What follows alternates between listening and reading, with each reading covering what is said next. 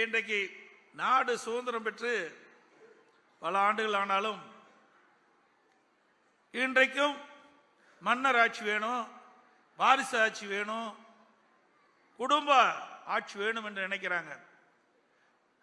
அதையெல்லாம் விரட்டி அடிப்பதற்கு மக்கள் போராடி மன்னர் ஆட்சியை ஒழிச்சோம், குடும்ப ஆட்சியை ஒழிச்சோம்.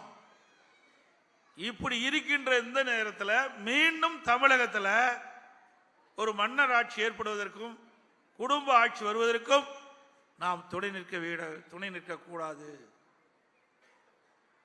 அது நாட்டிற்கு தேவையில்லை என்றுதான் அதை அகற்றினோம். ஆனால் திரு கருணாநிதி குடும்பத்தைச் சேர்ந்தவர்கள் ஆட்சி அதிகாரத்துக்கு வர வேண்டும் என்ற ஒரே நிலைப்பாட்டிலே குடும்பத்தைச் சேர்ந்தவர்கள் அதிகாரத்துக்கு வர வேண்டும். அது மாநிலத்தில் இருந்தாலும் சரி, மத்தியில் இருந்தாலும் சரி, ஆட்சிக்கு அதிகாரத்துக்கு வர வேண்டும் என்ற நிலையிலே திரு கருணாநிதி, அதுக்கு பிறகு திரு ஸ்டாலின், அதுக்கு பிறகு உதயநிதியை இப்ப கொண்டாந்து அமைச்சராக்கி இருக்கிறாங்க, துணை முதலமைச்சராக்கி இருக்கிறாங்க.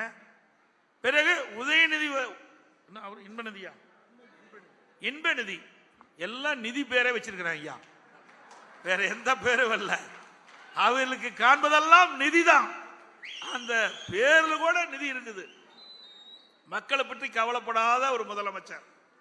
ஆக வாரிசு அரசினுக்கு முற்றுப்புள்ளி வைக்கின்ற தேர்தல் 2026 தேர்தலாக இருக்க வேண்டும். மன்னர் ஆட்சிக்கு முடிவு கட்டுகின்ற தேர்தல், குடும்ப ஆட்சிக்கு முடிவு கட்டுகின்ற தேர்தல் வருகின்ற 2026 தேர்தல். அப்பதான் ஏழைகள் பிழைக்க முடியும், ஏழைகள் வாழ முடியும். பொன்மனச்செம்மல் புரட்சி தலைவர் எம்ஜிஆர், இதயம் புரட்சி தலைவி அம்மா, வாரிசு கிடையாது, குடும்பம் கிடையாது, நாம் தாம் பிள்ளைகளாக பார்த்தார்கள். ஒரு தாய் தன் ஈண்டெடுத்த குழந்தைக்கு என்னென்ன வேண்டும் என்பது அந்த தாய்க்கு தெரியும். அதே போல பொன்மனச்செம்மல் புரட்சி தலைவர் எம்ஜிஆர் அவர்கள், இதயம் புரட்சி தலைவி அம்மா அவர்கள் தமிழக மக்களை தன் குழந்தைகள் போல் பாவித்தார்கள்.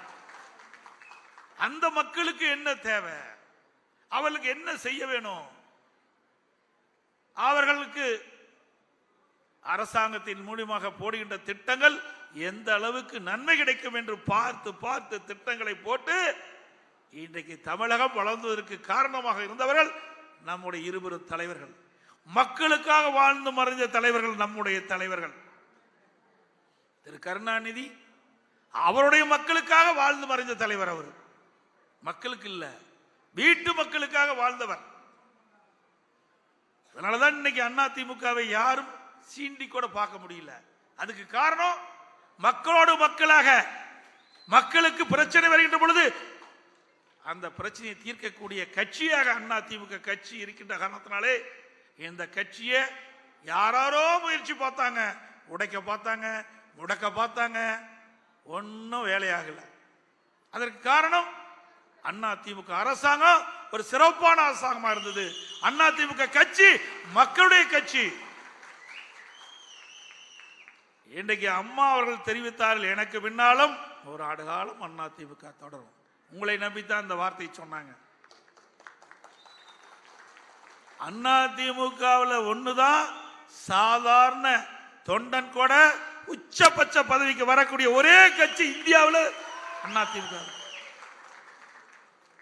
அதிமுகவுக்கு என்று தனி தலைவர் கிடையாது, அத்தனை பேருமே தலைவர் தான், அத்தனை பேரும் பொறுப்பாளர் தான். இன்றைக்கு நீங்களாம் அதிமுக வந்து சேர்ந்துட்டீங்க, இனி அதிமுக உங்களுடைய சொத்து, வேற எந்த கட்சியிலையும் கொடுக்க மாட்டான். ஏன்னா மீதி எல்லாமே குடும்பத்துக்கு பட்டா போட்டான். அதிமுக ஒண்ணுதான் அனைத்து மக்களுக்கும் சொந்தமான கட்சி. அதிமுக இருக்கின்ற அத்தனை உறுப்பினருக்கு இந்த கட்சி சொந்தம்.